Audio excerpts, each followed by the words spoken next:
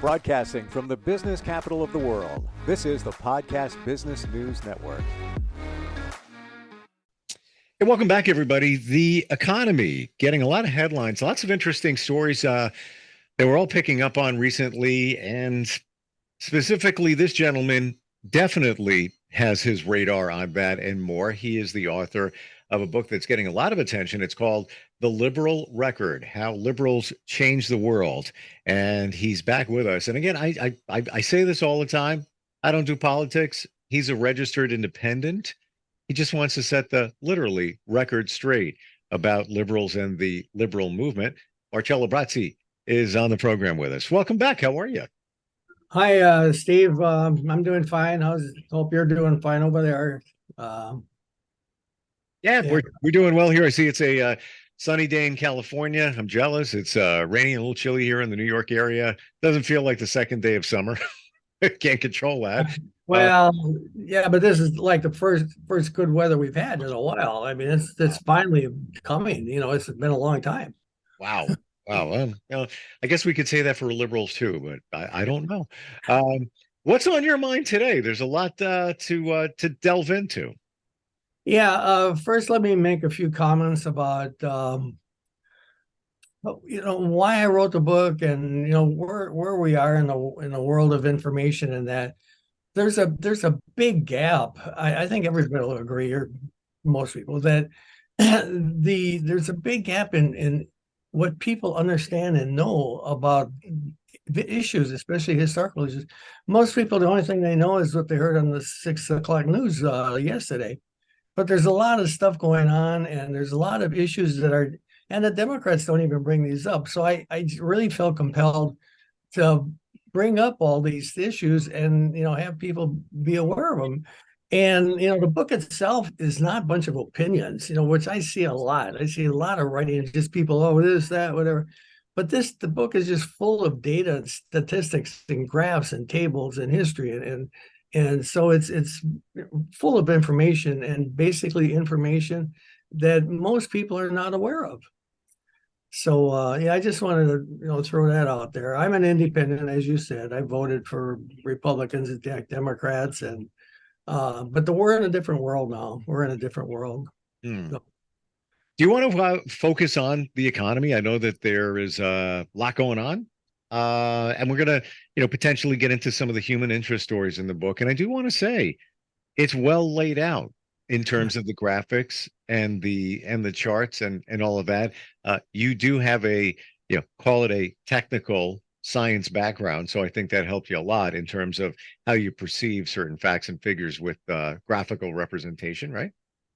Oh, yeah, absolutely. I mean, my world of engineering it's all, statistics and math and correlations, and you can't just stand up and say, oh, let's all turn right, or let's all turn left, or whatever. You gotta have solid foundation on everything, and it's all based on facts and numbers and some data, and that's why I put that all in a book.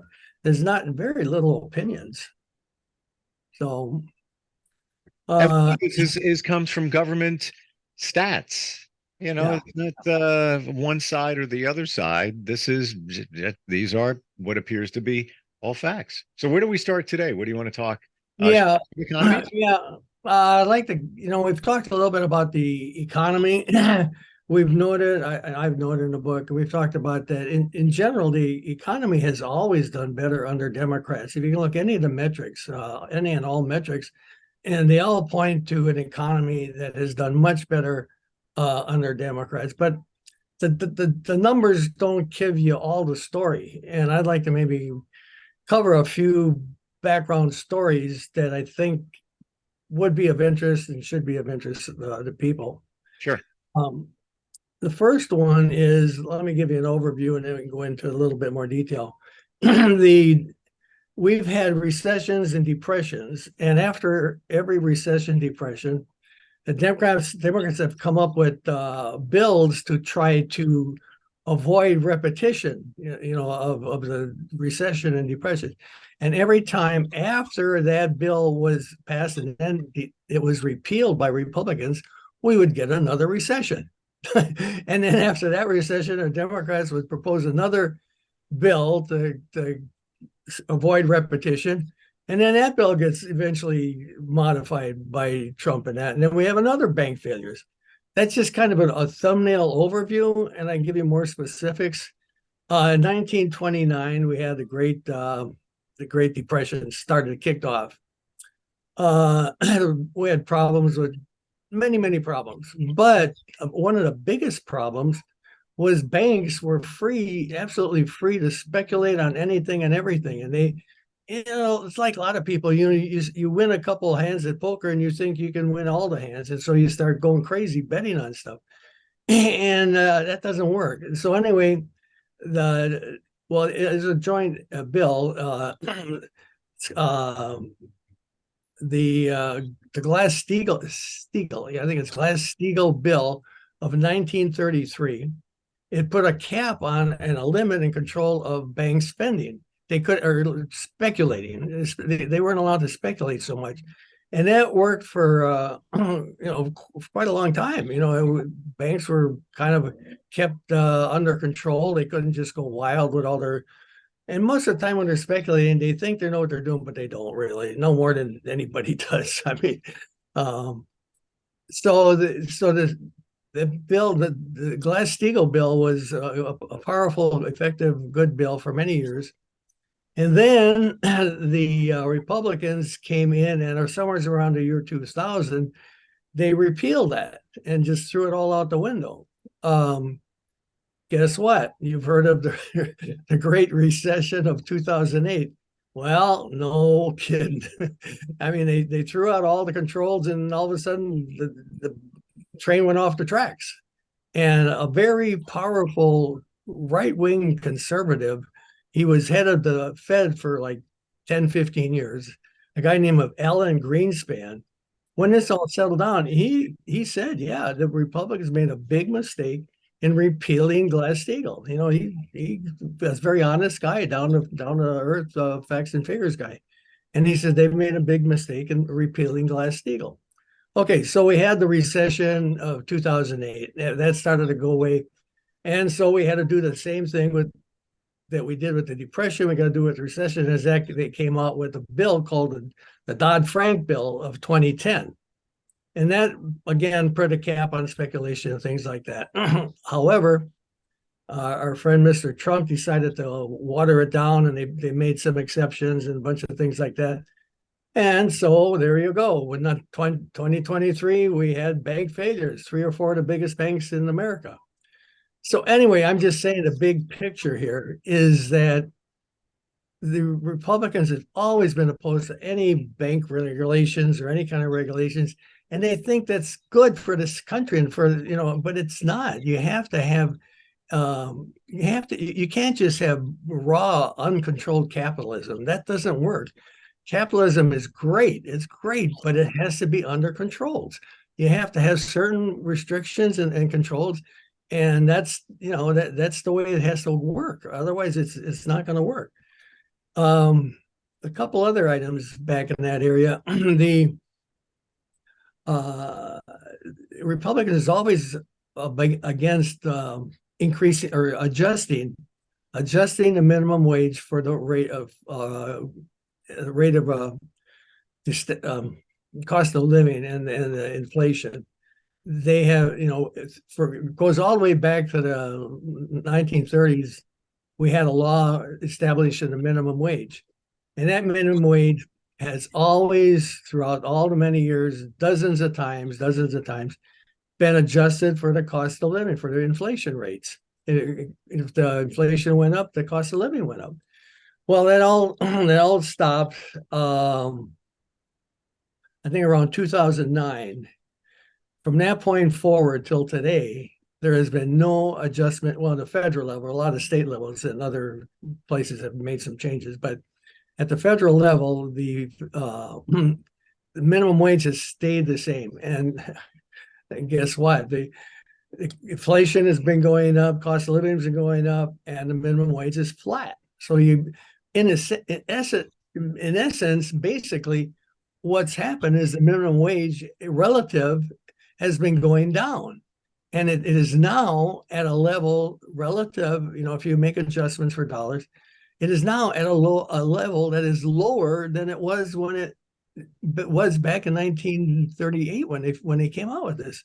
So it's been going backwards. And but the Republicans are always saying, well, if you make a minimum wage, people are employers aren't going to be able to hire people, and the economy is going to suffer, and da, da, da, da, da.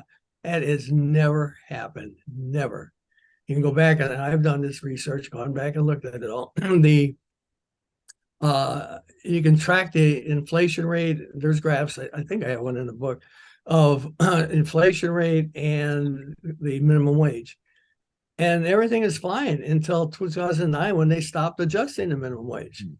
So all this baloney about minimum wage is going to hurt the people, and there's going to be less jobs. That's all baloney. That's just never happened. Well, what's going on now? You can't.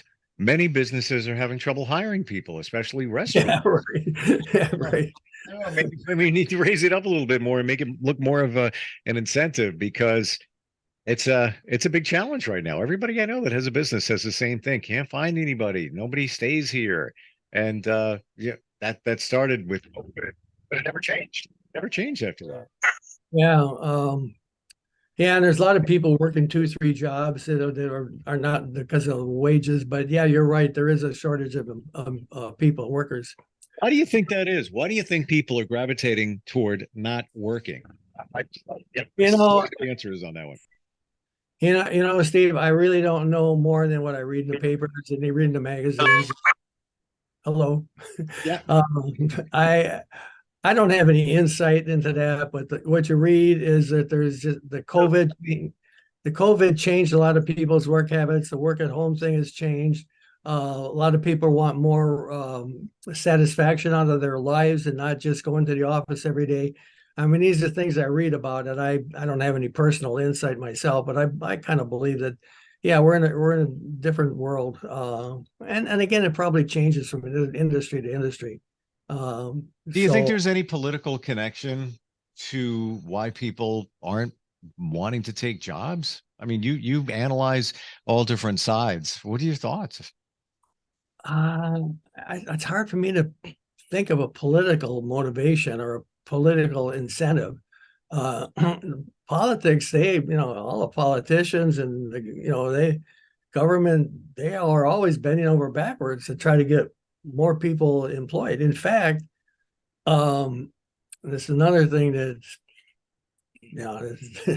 not as well understood as it should be, is that under Biden administration, I don't know if you can give Biden himself credit, that that's going a little too far, but at least the administration and Biden have created more jobs in the last 2 years than all the Republican presidents have in the last 20 years. I mean, the number of jobs going up is just over the top, but nobody knows that. I mean, they don't talk about it, and right. So there is an incentive to increase jobs, but why people are choosing to stay at home, the only thing I can think of is that people just want to enjoy life. They want to get more out of life. And I'm amen. But how are they supporting themselves? How's that getting done? I'm trying to figure that out. Yeah, otherwise I'd be doing it. Yeah, I'll tell you, Steve. When you figure it out, let me know. Yeah, same. Yeah, but I haven't figured that out. In the meantime, I'll be working. I have a girlfriend who's working 3 jobs. She's working 3 jobs to get through medical school. And why should she have to work 3 jobs? I mean, hell, if she was over in Europe, or she's a straight A student, they pay for her education, right. But here, Republicans are even opposed to reimbursement or canceling the interest rates on debt. So I don't know. Yeah, I don't have the answer. It's just you look at other countries, and here we go. We're jumping down a rabbit hole. But even I heard recently, if you're a publisher or an author, in Canada, they pay you $3,000 to publish a book. There's some stipulations, blah blah blah. But they want to encourage literacy and make sure that books are being written and published. So they'll provide that government incentive. That's just one little thing that, we're not getting that over here. in the States. I'd like to go on a little bit, talk about what the world or what they call trickle down. You may have heard of Sure. trickle down. Yeah, haven't heard it in a while, but yeah, the trickle down, right? Trickle down is far right idea that if you give lots of money to billionaires and millionaires and just give them all the money in the world, that they're going to go out and use that money to create jobs. Well, guess what? No, they don't. they've cut taxes and everything, and millionaires have gotten all kinds of tax breaks. And I got some tax breaks just on my investments in my business, but it has never accomplished what they think it's going to accomplish. Well, on the other hand, maybe I'm wrong.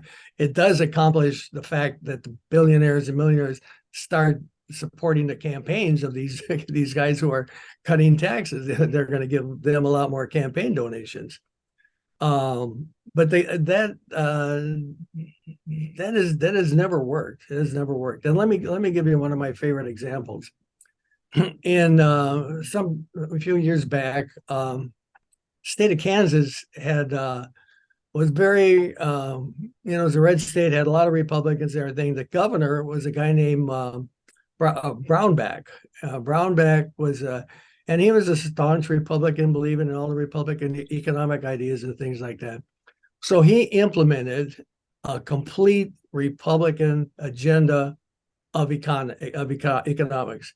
Whatever, the Republican idea of removing regulations, cutting taxes, free, all that stuff, and so they went ahead and with that program, and Brownback's going around telling everybody, oh, the economy is going to start booming and we're going to start having a great economy and all that stuff, right? Of course you're going to say that. Guess what? Kansas economy crashed.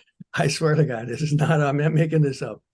The Kansas economy soon after they implemented all these things, the schools had to close, less jobs, less employment. A lot of companies just, they were going out of business. The whole economy was basically just, it didn't totally crash. Don't get me wrong. It wasn't like down in the gutter, but it was just very, very poor economy. And a lot of people were struggling. And like I said, schools were closed all over. Anyway, the point is that you think that they would learn a lesson, but they don't. There's solid proof right there. Like in engineering, it's a lab experiment that's gone one way, and you should take notice of which way the experiment went. When was this the Kansas situation? What year was that? Oh, it was, I don't remember the exact date. Approximately. Yeah, I think it was around 2015, something like that. Okay. Yeah, I think around 2015. Yeah, so it's not 50 years ago. No, it's just fairly recent. Anyway, the bottom line is that the Republican Congress, state legislators, they all finally woke up and said, "Yeah, this doesn't work," and so they repealed all that nonsense that they had passed. So they learned their lesson and they backed off. And Kansas has been doing, as far as I know, fairly well since then.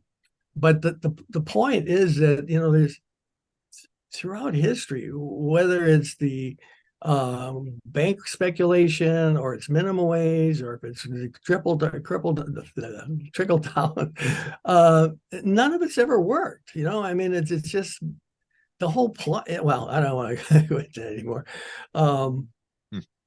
Other than the fact that I sure wish the heck that the Democrats or the media or somebody would inform the public of these things. Again, that's, I felt I was forced to write this book, bringing all this stuff out in the open. And, I think if I was head of the DNC or something, or if they would listen to me, I think the Democrats would do a lot different things than what they're doing. They're just, to me, they're just dropping the ball. Let me go over kind of a quick overview of what all we've been talking about. Sure. And I'm not going to go into any details, but the three big issues, the economy, it's all, as we've noted and talked about it, it's always been better under Democrats. All the numbers, everything, the economy has done better. You can't really deny it. Healthcare, we know. We talked about it, that America's healthcare is, roughly 2-3 times as expensive as any other country. The healthcare percentage of our GDP in America is double the percentage of the healthcare percentage of the GDP in other countries. Let me try to explain that. The healthcare is 20% of our GDP. In other countries, healthcare is about 10% of the GDP. There's no reason for that, we've talked about. We could go into all the details for all that, but the point is that our healthcare system is not anywhere near what it should be. One more point: all the mass murders. It's just you can't say anything about it. It's just every day, almost every day, there's some mass murder, and even if it's not some guy shooting up a school of 20 people, it's some guy shooting up some car, or somebody, shooting 4 or 5 people down the street. It's just unbelievable, absolutely unbelievable. And in other countries, in Serbia, just this year, they had 2 mass shootings, 2. Wow. and they completed after those 2 shootings, they changed all the laws. I don't know how, not all. I think people could still get guns, but there's controls, there's permits, there's licenses, there's testing, there's just a whole long laundry list of things that Serbia did after those 2 shootings. The same thing in Australia. Many years back, Australia had 1 shooting, a mass shooting in a school. After just 1 event, Australia changed. They basically made guns, illegal to some extent. I think you can still get a gun, but it was just drastically. The people just revolted. And it was so absurd that they what was going on, and that's common sense. Anyway, in America, we will have gun massacres from now until the end of the world, unless we do one thing, and that is the same thing that we have to do to get our healthcare back with the rest of the world. The same thing to get our economy going. Well, we have a good economy. I shouldn't say that. But to ensure that we have a good economy, we'll minimizing recessions and depressions. All of these things, every one of them, would be maybe totally eradicated if people would start voting for Republicans. But they're not going to do that unless the Democrats and the media and all the other outlets inform people of all these things that you and I have been talking about. And it's in my book. If people don't understand these, it's crazy. Right now, this last couple of years, everybody got excited about the Supreme Court on abortion. Oh my God, they're taking, we can't have abortions anymore. So guess what? A whole bunch of people voted for Democrats in the midterms that were not expected to vote. Everybody's expecting, all the Republicans are going to have a big, they talked about a wave, the red wave of Republicans. Well, the red wave didn't happen because people were aware of the abortion issue. So what I'm saying is that we need to do the same thing that happened with the abortion issue, where people all of a sudden became very informed on that. We have to inform the people, and the bottom line is, if the people knew all this stuff, all the stuff that it's in my book, it's most people just aren't aware of it. Most people aren't aware. It's true. And we're out of time here, but I do want to illustrate one point where it's not you taking a side, because you've bounced between Republicans and Democrats on different issues. Yeah. So, on the gun issue, you've said before that Republicans have stalled every attempt for there to be some type of gun control. On the other side, Democrats have done, different things here and there. So you're just giving, a view of every party. It basically, you're providing information. This is historic. If you look in terms of just, gun control being one of them, you can see the voting in terms of Republicans. And that's what we're talking about here in the book with liberals, literally setting the record straight. The book is available on Amazon. You can find more at theliberalrecord.com. And interesting stuff today. We went deep in a lot of areas, but again, you're illustrating these points, and a lot of them are in the book with factual information and great testimonials too. Marcelo, appreciate you being here again today. Really do. Thank you. I enjoyed it. Thanks for having me. Have a good week. Are you looking for even more of the podcasts and hosts that you love? The Podcast Business News Network is proud to announce that you now have even more ways to listen live. Check out the MyTuner Radio, online radio box, and Simple Radio apps on iOS and Android, or find us online. Search for Business News Network on mytuner-radio.com, or search Podcast Business News Network on streama.com and onlineradiobox.com/US. Take your podcast on the go and don't miss a minute of the action.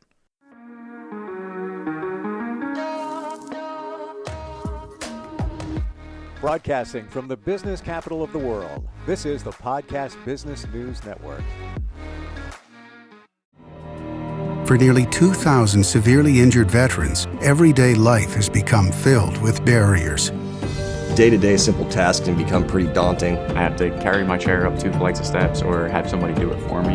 What scares me the most is just the falling. When I'm struggling with my house, I think, to have that one great barrier just knocked down, it's crucial. Home for Our Troops is a wonderful nonprofit that builds a Mortgage-free, fully adaptive, handicap-accessible house. And there's no catch. It'll be our very first home that we've ever owned. This is a game changer. This is where your life begins again. We need you to join us in completing this important mission. Please visit hfotusa.org and help build homes and rebuild lives. Because of you, everything's going to be okay.